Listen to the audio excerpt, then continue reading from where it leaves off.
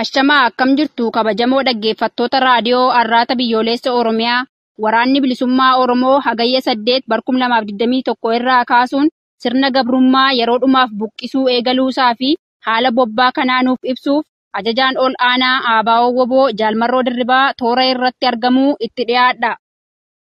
Hayyee ajajaa ol aanaa Aabaawoo Woboo Jaalmarroo Dirribaa akkam nagaa jirtu? Akkam jaalawwii nagumaati nagaa akkamii? Hayyee baga nagaa taatanii nulleen nagumaa. Hagayya 8 2021 irraa kaasee duula sirna gabrummaa yeroo dhumaaf hundeen buqqisuu eegaluu keessanii ilaalchisee waa'ee duula kanaa dhaggeeffattoota raadiyoo Arraata Biyyoolessa Oromiyaaf nuuf ibsuu dandeessu? Hayyee fayyada jaala kiyyaa dhugaadhaa. Hagayya gaafa bultii 8 bara 2021 irraa kaasee waraanni bilisummaa Oromoo zooniilee hundarra jiru akka waraana bilisummaa Oromootti bobbaa eegaleetu jira. Egaa kanaan duras waraanni bilisummaa Oromoo bobbaamarra jira, lolumarra jira. Kamiila nagaa ka adda taasisu waltakkaa yeroo tokko gabrummaa hundee buqqisnee xumura itti gochuu rakkoo dararaa Oromoon keessa jiru yeroo xumuraaf guduunfuuf kan jedhuuni zooniin hundiyyuu bakka jirurraatii bobbaa wal fakkaataa gaggeessuutti kan jiru. Bobbaan kallattii sadii ka adeemaa jiru. Bobbaan kallattii Finfinneetii zoonii giddu galeessaa dabalatee hanga lixaatti jiru duula bobbaa Jaallaggasaa wajiiti. Akkasumas kallattii Finfinneerraa zoonii kibba bahaa hanga kibbaa dabalatee ka adeemu immoo bobbaa duulaa Nadhii Gammadaa fi Elemoo Qilxuubii. Akkasuma ammoo Finfinneerraa gara kaabaa kan isee Walloo dabalatee jechuun bobbaa Hasan Ahmeeti jechuun adeemu jiru.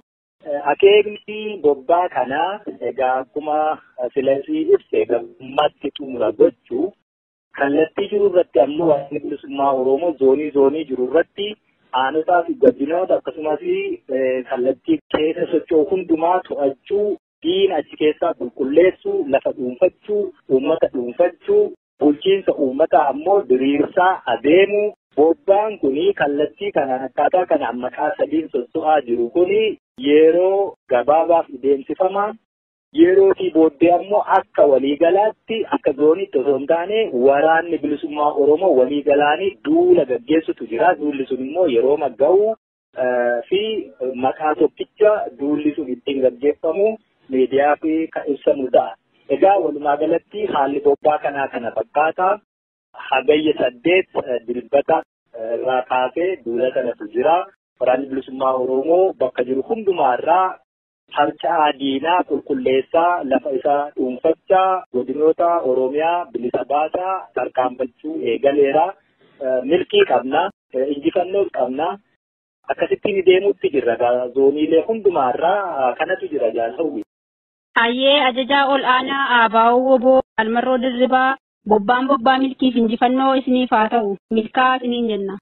Hayyee isinis jaallanii bakkuma jirtanii jajjabaadhaa ammoo uummata Oromoo ka bakka hundumaa jiru iyyuu waa dhaammachuu fedha. Uummanni Oromoo akka sirni dhablummaan biyya keessatti hin dagaagne naannoo jiru hundumaarratti wal tiksuu, of tiksuu, naannoo isaa qabeenya isaa tikfachuu akka qabu.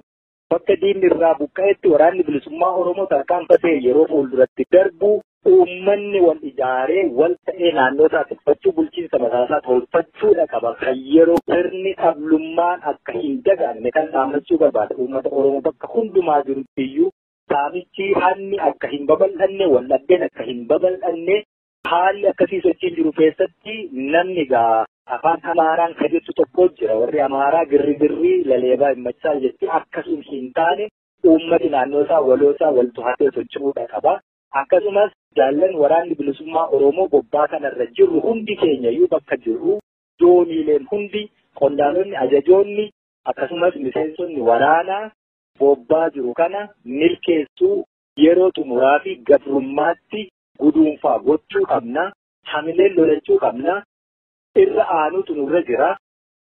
Kanaaf iyyuu bakka deemamu hundumaatti, bakka lollee diina buqqisnu hundumaatti uummanni akkaataatti bulchiinsa mataasaa tolfatu caasifama tolfaa fi deemuutu nurra jiraata. Sirna dhablummaa to'achaa deemuutu nurra jiraata.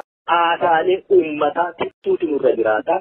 Haasaalee uummata tajaajilanii kan mootummaa hin ta'iin fiichillee mootummaa ka ta'u biyya ka ta'u warruma kana waan ta'eef isaan kanaaf eeggannoon taasifamuu qaba. Waraanni bilisummaa Oromoo kana dhaammatee fuulduratti deemuutu itti jira.